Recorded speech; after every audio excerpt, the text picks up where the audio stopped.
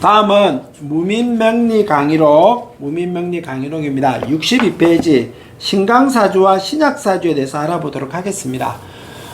사주에서 논점이 좀 여러가지 종류들이 많이 있는데, 그 중에서 이렇게 해석할 때 신강과 신약사주를 나누는 거는 조금 논쟁점들이 많이 있습니다. 예를 들자면은 강하다라고 하는 말, 그 다음에 반면에 약하다라고 하는 말이 있습니다. 그래서 강하고 약하다라고 하는 말들이 있는데, 여기 앞에다가 몸신자를 붙여서 신강하다, 때로는 신약하다 이런 말들을 하는데, 신강한 것과 신약하다라는 것이 늘상 얘기하지만은 좋다 나쁘다를 말하는 건 아닙니다. 우리가 흔히 말하는 일상적으로 역학과는 상관없이 일상적으로 하는 말 중에 팔자가 세서 이런 말들을 많이 하지요. 너는 팔자가 강해서, 팔자가 세서 이런 말들을 많이 합니다. 근데 거기에서 팔자가 세다는 것과 팔자가 강하다는 것과 제가 지금 설명하려고 하는 사주가 신강한 거와 신약한 거와는 설명이 다릅니다.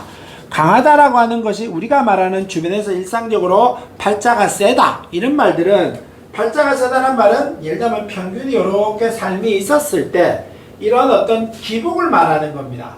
팔자가 세다는 말은 좋을 때는 좋았다가 나쁠 때는 나빴다가, 좋을 때는 좋았다가 나쁠 때는 나빴다가, 이런 인생의 기복이 희노애락이 뚜렷하게 나타나고, 때로는 나빴었을 때는 아주 훅 떨어지는 상황이 왔었을 때 이렇게 팔자가 세다라고 얘기합니다.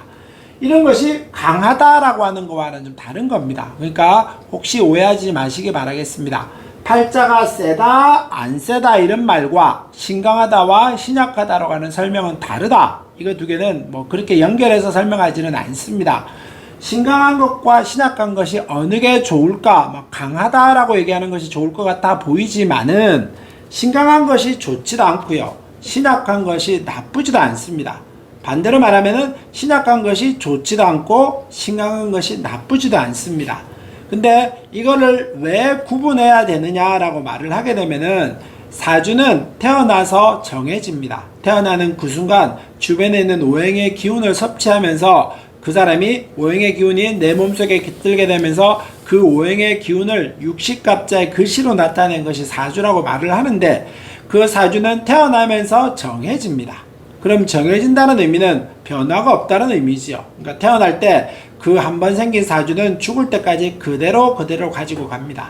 근데 사주가 변화는 없는데 똑같이 고정되어 있는데 왜 운의 흐름에 변화가 있을까요? 라고 말을 하면은, 예를 들자면은 서울이라고 하는 출발 지점에서 출발을 해서 부산이라고 하는 곳을 종착 지점이라고 할 때 도착을 하러 갈 때, 부산을 가다가 보면은 넓고 직선인 길을 건너가기도 하지요. 오산이라든가 신갈분기점 이런 근처에 가면은 아주 직선으로 똑 뻗은 길이 있습니다. 그런 길들을 지나가기도 하지만은 때로는 추풍령 고개를 넘어서 이렇게 꼬불꼬불 길을 아주 힘들게 올라가기도 합니다. 때로는 길고 긴 터널을 지나가기도 하고요, 때로는 물을 건너가기도 합니다. 그랬었을 때 이 사주라고 하는 것이 그런 상황들을 만날 때, 산을 건널지 물을 건널지 터널을 지나갈 때, 때로는 길이 똑바른 상황이 왔었을 때 어떻게 움직이느냐에 따라서 사주가 변화하는 겁니다. 쉽게 말하면은 사주가 내 자동차인데 평소에 나는 한 150km 정도 달릴 만한 속력을 가진, 능력을 가진 차라고 했었을 때, 똑바른 길이었었을 때는 한 160km 무난하게 달리겠죠. 근데 올라가는 길일 때는, 꼬불꼬불하고 올라가는 길일 때는 150km를 못 달립니다. 그럴 때는 속도를 좀 줄이면서 주변을 살피면서 가야 됩니다. 때로는 터널을 지나갈 때도 마찬가지겠지요. 지나갈 때도 좀 살펴야 되고, 강물 위를 다리를 건너갈 때는 또 겨울이면 얼었을 수도 있으니까 조심조심해서 살펴가야 되는 겁니다. 그래서 그 운이라고 하는 부산으로 가는 길이 나한테 어떤 영향을 미치는가, 쉽게 말하면 좋은 영향을 미칠 것인가 나쁜 영향을 미칠 것인가를 판별하기 위해서 신강신약을 나누는 겁니다. 그러니까 사주의 강약을 나눠 놓고 나야 언제 좋은 운이 오고 언제 나쁜 운이 오냐를 판별하기가 쉽습니다. 근데 이 강과 약을 나누는 방법들이 참 여러 개가 있습니다. 여러 사람의 생각들이 있고요, 여러 개의 생각들이 있습니다. 그거는 이론이니까 뭐 하나의 똑같은 이론을 가지고 말하지는 않습니다. 그러니까 각자 역학자가 설명하는 기준들이 다르고 역학자가 자신이 강약을 나누는 기준이 다르기 때문에 그 사람의 이론을 존중하고 그 사람의 이론을 따르는 것이 맞다라고 봅니다. 그래서 저는 제가 가지고 있는, 제가 알고 있는, 제가 배운 지식을 근거로 해서 강과 약을 나누어 설명을 하도록 하겠습니다. 그래서 실제로 강약의 기운을 한번 나눠서 설명을 한번 해보도록 하겠습니다. 교재에 있는 두 개의 실제 사주를 가지고 강약을 한번 설명을 한번 해보겠습니다. 일단은 이쪽에 무진연생 사주는 57페이지에 있는 사주고요. 저 옆에 갑인연생 사주는 52페이지에 있는 사주입니다. 이거에서 이 사주와 이 사주 두 개를 놓고 설명을 한번 해보도록 하겠습니다. 이 사주는 남자 사주입니다. 이거는 하늘에서 하늘 건자를 말을 합니다. 그래서 남녀 이렇게 말을 하기도 합니다만은 건명, 곤명 이렇게 표현을 하죠. 여자는 이 사주는 곤입니다.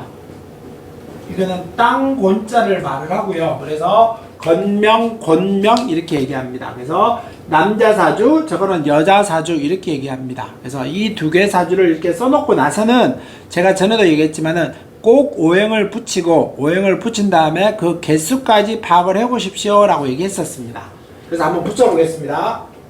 음의 화, 음의 수, 음의 금, 양의 토, 음의 금, 양의 수, 양의 수가 아니죠? 양의 화 이렇게 되어 있습니다. 이걸 오행을 집계를 한번 내보면은 목이 몇 개인가? 없다. 화가 몇 개 있나? 하나, 둘, 세 개죠. 토가 몇 개 있는가? 두 개가 있습니다. 금이 몇 개 있나? 두 개가 있죠. 수가 몇 개 있나? 한 개가 있습니다. 그럼 이 개수는 8개가 됐죠. 그럼 이 사주를 한번 보죠. 이 사주도 오행을 한번 붙여보겠습니다. 양의 목, 음의 금, 음의 화, 양의 목,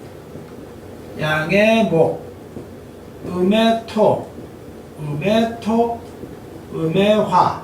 이걸 오행을 개수로 붙여보면은 목이 하나, 둘, 세 개, 화가 하나, 두 개, 토가 두 개, 금이 한 개, 수는 없다. 이렇게 얘기할 수 있습니다. 그래서 목화 또 이렇게 개수는 8개가 돼야 되니까. 그 다음에 신강하냐 신약하냐를 나눌 때 내가 신강하고 내가 신약해야 됩니다. 그 기준은 뭘까요? 제일 먼저는 일간을 기준으로 봅니다. 일간이 나니까 내가 신강하냐 신약을 나눌 때 가장 기준점은 일간이 됩니다. 그러니까 이 수가 강하냐 약하냐, 이 금이 강하냐 약하냐를 판별을 해야 됩니다. 그걸 어떻게 구분하느냐 이제부터 한번 알아보도록 하지요. 내가 신강하냐 신약하냐는 오행의 상생 상극을 살펴봐야 됩니다. 예를 들자면은 오행의 목, 화, 토, 금, 수가 있었을 때 목은 화를 생하고 화는 토를 생하며 토는 금을 생하고 금은 수를 생하고 수는 목을 생합니다. 이게 상생의 작용입니다. 목생화, 화생토, 토생금, 금생수, 수생목 이렇게 얘기하죠. 그 다음에 목은 토를 극하고 토는 수를 극하며 수는 화를 극하고 화는 금을 극하고 금은 목을 극합니다. 이게 상극의 작용입니다. 그래서 이제는 극의 작용이다 이렇게 얘기하고요. 이거는 생의 작용입니다 이렇게 얘기합니다. 그래서 처음에 개론 설명할 때, 명리학 개론 파트에 설명할 때 상생과 상극에 대해서 얘기를 했었습니다. 그래서 생하는 상생의 작용일 때는 어느 한쪽에 일방적인 희생을 요구한다고 했었습니다. 한쪽의 힘이 강해지고 한쪽은 생하는 쪽은 힘이 약해지고 생을 받는 쪽은 힘이 강해진다라고 했었습니다. 그러니까 생은 일방적인 희생을 요구한다고 했었고 극의 작용은 뭐 목이 토를 극하고 금이 목을 극합니다마는 물론 그걸 하는 쪽이 강하기 때문에 그걸 합니다라고 말을 합니다. 그래서 금이 목을 극할 때는 목이 상처를 입는 것은 맞습니다마는 금도 이빨이 빠지기 때문에 금도 상처를 입습니다. 그러니까 그걸 한다는 것은 양쪽 다 상처를 입을 수 있다 이렇게 얘기합니다. 어느 한쪽이 도움이 된다라고 말하지는 않지요. 그 다음에 신강과 신약을 나누어야 되는데 그 기준점은 어떻게 할 것인가? 뭘 기준으로 신약과 신강을 나누느냐? 이랬었을 때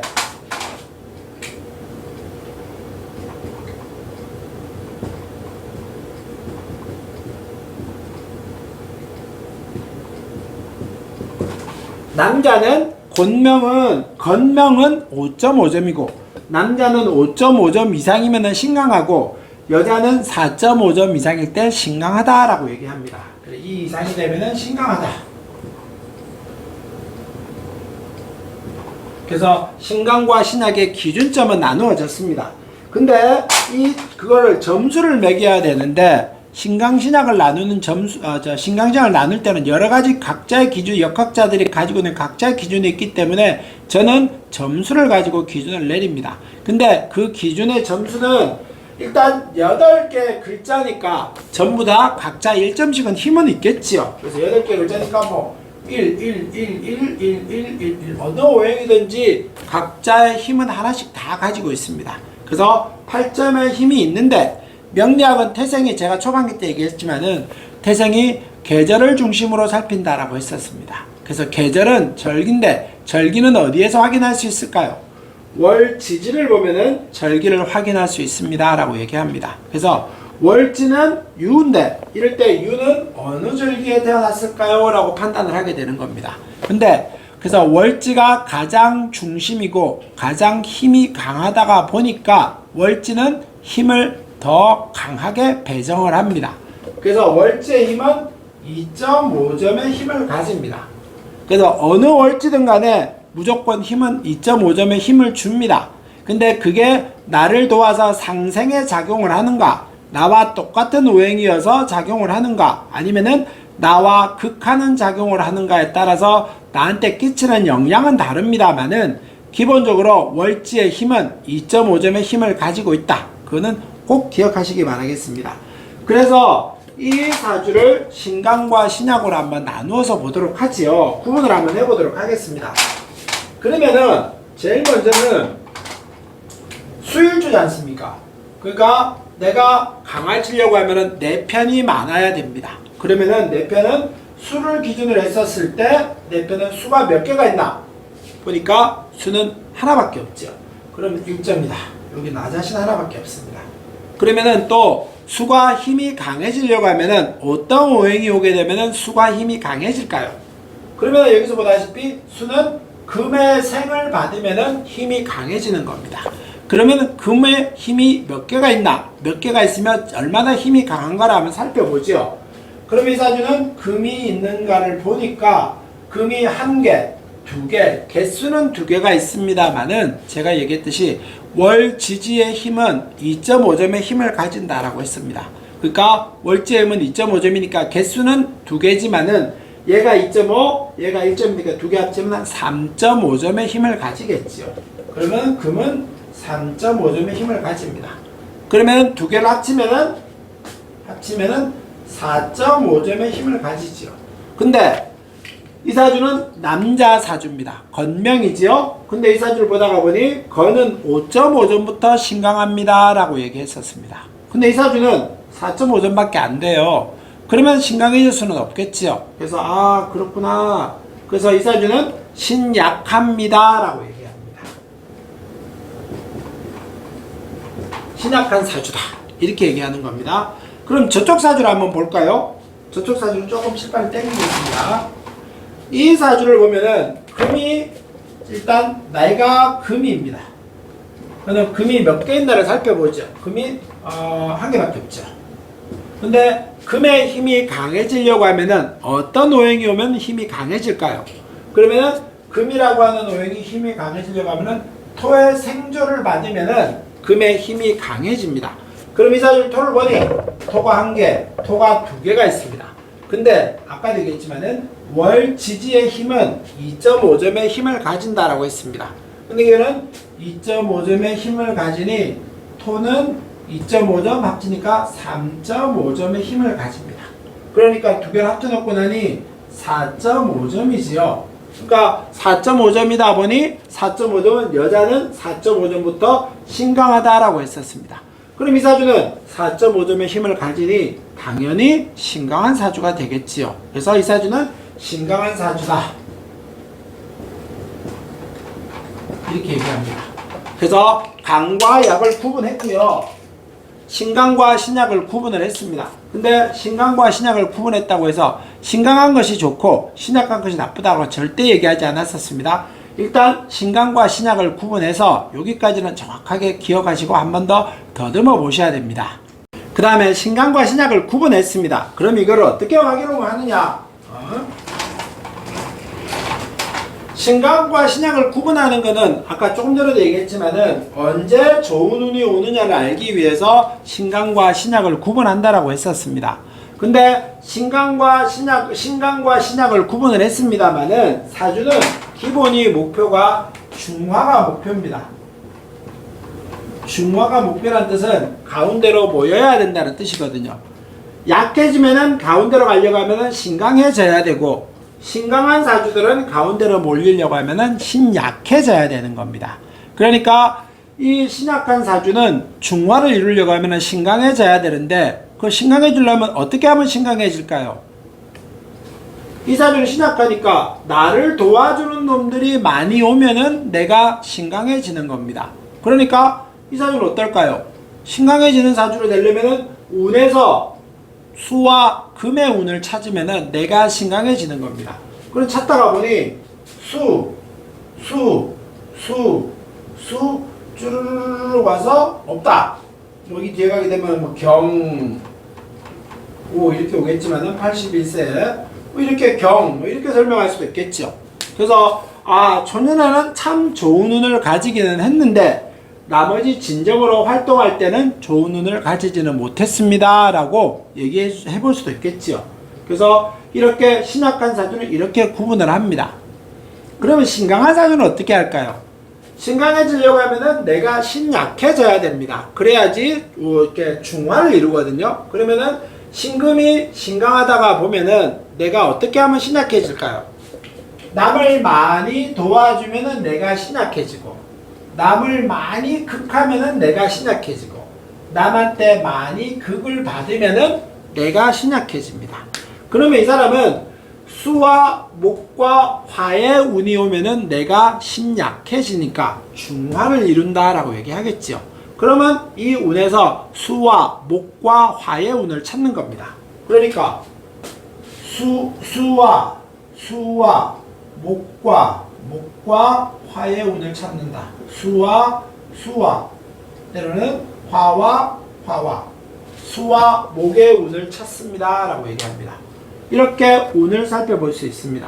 그러면은 이 사주는 이렇게 바라보니까 수와 목화 운이 그러네요 라고 얘기하면서 운이 이 사주보다는 그나마 잘 받쳐주고 가지요. 그러니까 자신의 능력을 충분히까지는 아니겠죠. 좋았다 나빴다 할 거니까 이러저러한 기복은 있을 수 있습니다 라고 얘기하지만은 그래도 이 사주보다는 운을 좀 타고 있습니다. 좋은 운이 온다는 얘기겠죠. 그러니까 이렇게 위아래로 두 개 다 좋은 운이 왔었을 때는 내가 자동차로 치면은 악셀레이터를 조금 강하게 밟아도 이 앞에 계속 좋은 길들이 막혀있는 길들이 없이 흘러갑니다 라고 얘기할 수 있습니다. 근데 요렇게 위아래로 좋지 않은 운이 왔었을 때는 지금 앞에 뚫려 있다고 해서 악셀을 밟았다고 해서 그게 계속 이어지지는 않습니다. 왜냐? 대운은 10년이거든요. 그러니까 1년 단위의 운은 금방금방 변화합니다만은 대운은 10년 단위의 운이다 보니 길게 이어집니다. 그러니까 짧게는 운이 있을 수 있습니다만은 그럴 때 엑셀을 세게 밟아버리면은 이 앞에 가서는 길이 막혀서 못 달릴 수도 있습니다.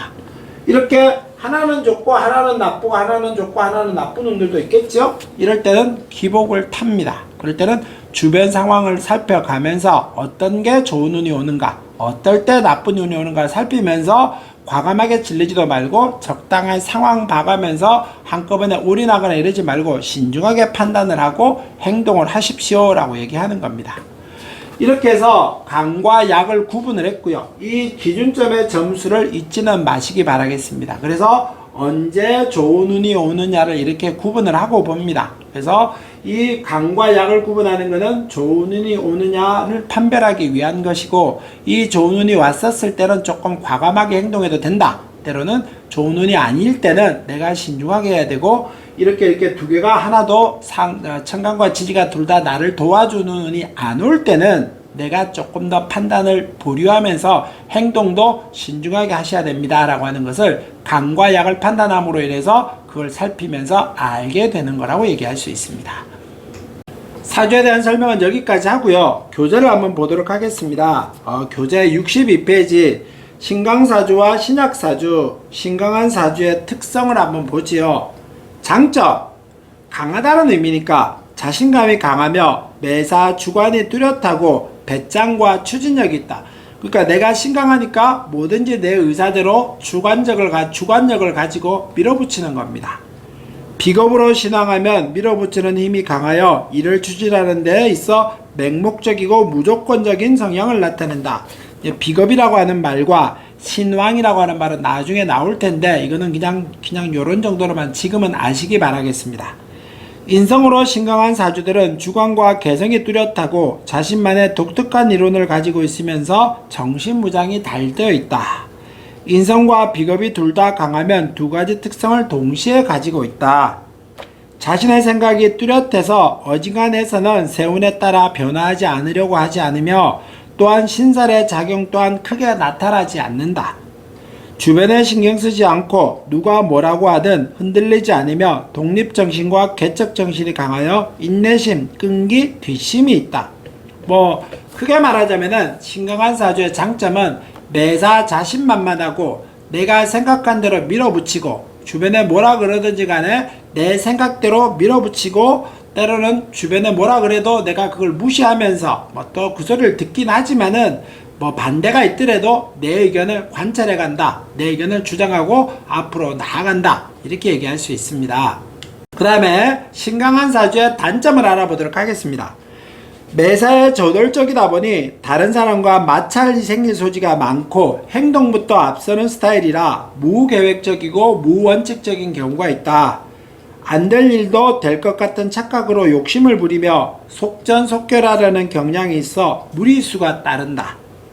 배짱이 있어서 무사한 일 하기 쉽고 인성으로 강하면 고집이 세고 남의 말을 잘 안 듣고 융화가 잘 안 된다. 낙천적이라 천지개벽을 해도 태평한 경우가 많고 때로는 게으르고 간섭이나 억압을 싫어하고 단체의 통제를 싫어한다. 돈에 관한 욕심이 없는 것도 아니면서 관리가 소홀하고 돈을 가볍게 여기는 속성이 있으며 재테크 능력과 관리 능력이 약하다. 신강한 사주들은 재운에 사업을 하려고 하는데 실패하면 주변 사람에게까지 막대한 피해를 입히는 경우가 많다.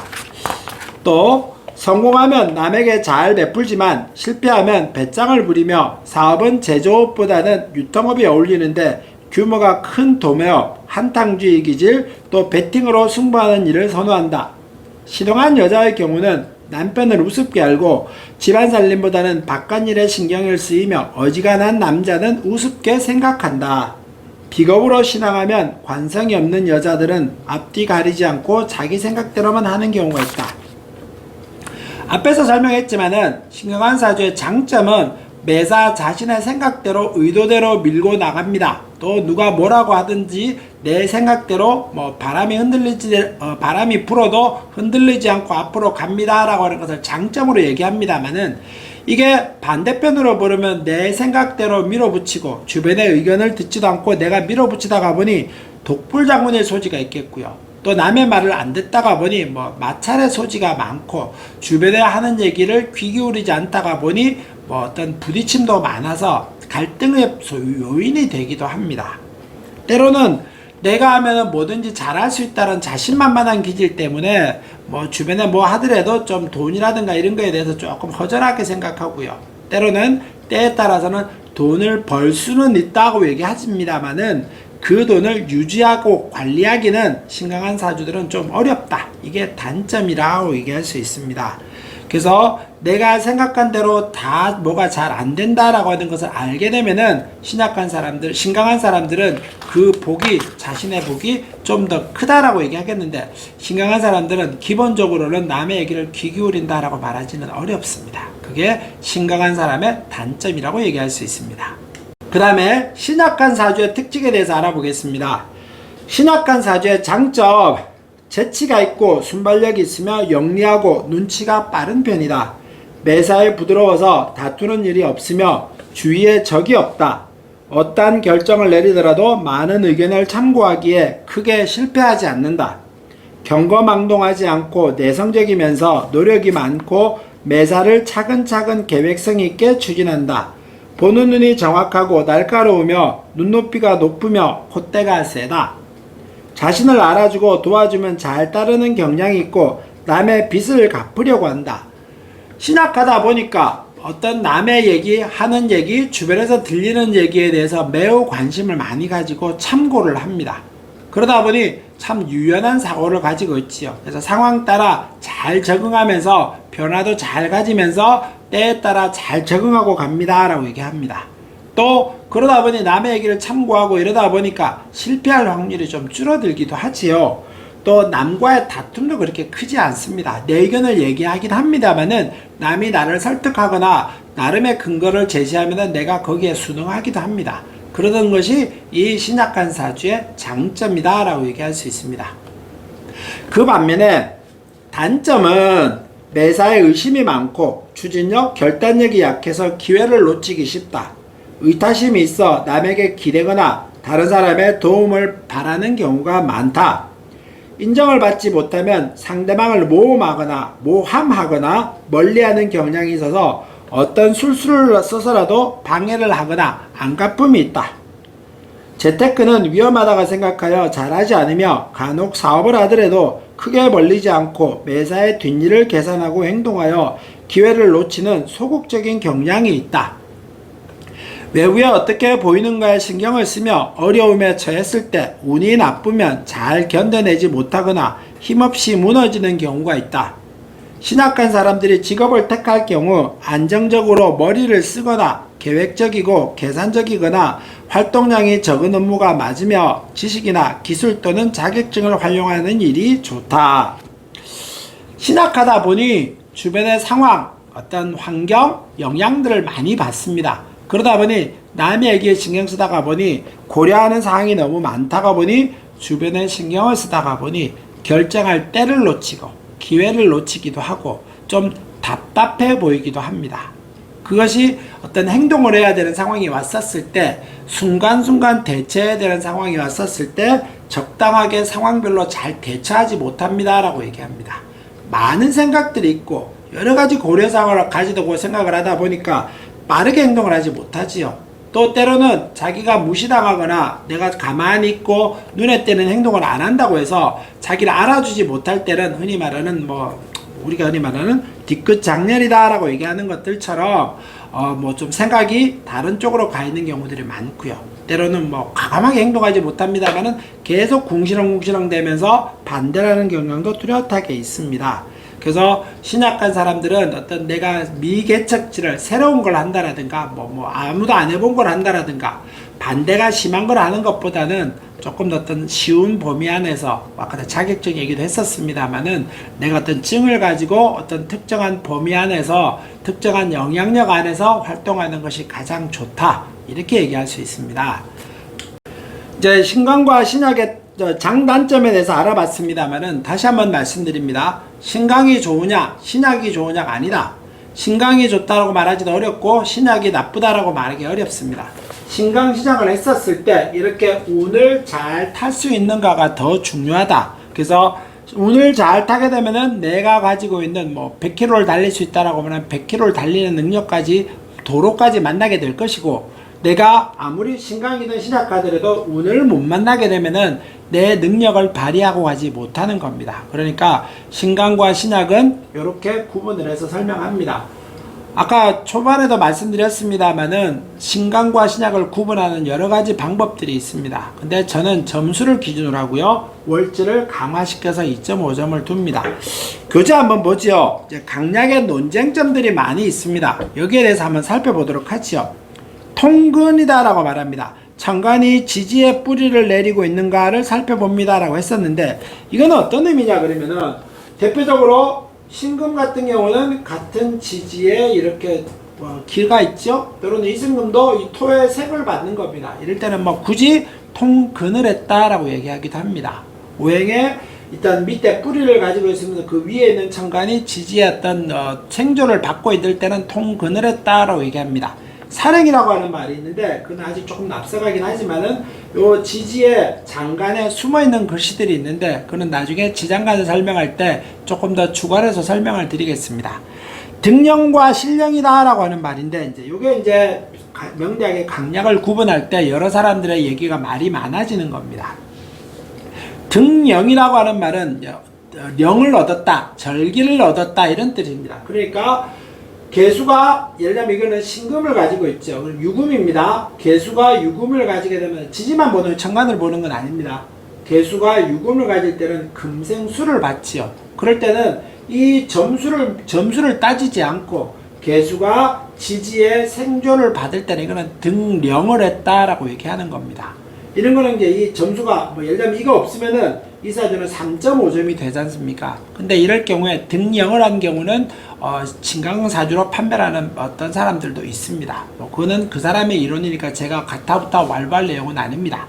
그 다음에 신령이라고 하는 말은 이 사주 같은 경우는 여기 금이 여기 예를 들면 화가 있다. 그러면은 수와 화의 기운이니까 이거는 등령을 하지 못했지요. 그래서 등령이 아닙니다 라고 얘기하는 것이고, 득지와 실지입니다. 그건 아까 얘기했듯이 천간에 지지가 이렇게 생을 주는가, 이런 경우는 아니다라고 말을 하지요. 실지는 득지와 반대 개념입니다. 그래서 뿌리가 내리지 못했다라고 하는 것이 실지가 되고요. 득세와 실세입니다. 이런 경우는 아까 이제 천간에 있는 기세가 등령도 아니고 득지도 아닙니다만은 다른 곳에 이 사주의 오행의 수라든가 금이 많았었을 때 득세와 실세다라고 말을 하는 겁니다. 실세는 아까 했듯이 득세는 많은 쪽에 원령도 아니고 일지도 아닙니다만은 다른 쪽에 기운이 있었을 때 세력을 얻었다는 뜻이고요. 실세는 다른 쪽에 세력을 얻지 못했습니다 라고 얘기하는 겁니다. 이게 종이라고 하는 말이 있는데 이건 아주 좀 어려운 단계고요. 나중에 격국을 설명할 때 어떤 뭐라 그래야 될까 그때 다시 설명하긴 하겠습니다만은, 이 일간이 다른 오행의 기세가 너무 강해서 내가 내 역할을 포기하고 그 강한 쪽으로 따라가는 것을 말을 합니다. 여기에서 뭐 상세하게 설명하면 헷갈리실 것 같고요. 그냥 등령과 득지, 때로는 신령과 실지, 그 다음에 또 득세와 실세에 대해서 이런 정도로만 살피고 가도록 하겠습니다.